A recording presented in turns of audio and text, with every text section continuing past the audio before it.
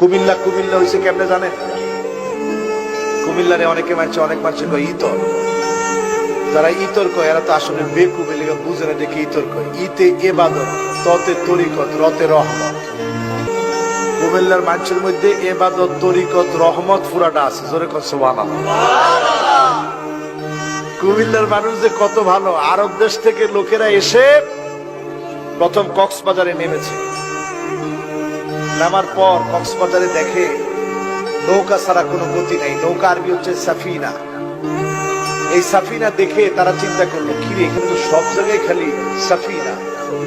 আরব দেশে যেমন আমাদের না ক মানে উটনি, উটনির উপরে চড়ে আমরা এক জায়গা থেকে আরেক জায়গায় যাই, মরুভূমিতে যাই, পাহাড় পর্বত সব উট দিয়ে পার হই। আর এদের তো দেখি সাফিনা ছাড়া কোনো গতি নেই। তখন আরাবিয়ানরা মজা করে বলতেছিল, হাদিহি নাকা, এটাই আমাদের ওই আরব দেশের উট।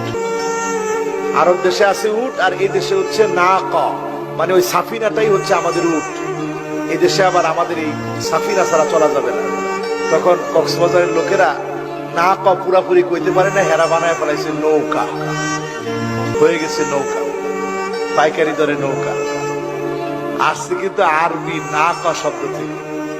ওই আরাবিয়ানরা ব্যবসা করতে করতে করতে করতে পৌঁছাতে পৌঁছাতে যখন কুমিল্লায় আসছে, তখন মানুষকে ইসলামের দাওয়াত দিয়ে মুসলিম হওয়ার পরে তারা বলছে, এই কুম লিল্লাহ, আল্লাহর জন্য দাঁড়া, নামাজ পড়।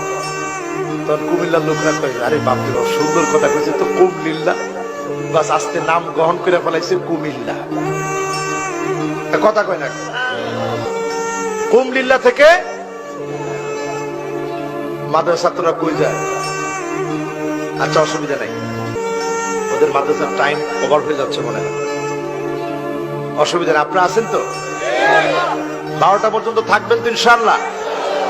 তাহলে ওই কুমলিল্লা থেকে হয়ে গেছে কুমিল্লা। তাহলে কুমিল্লার নামের ক্ষেত্রে ইতিহাসের অনেক আগের যোগসূত্রিতা আছে না নাই?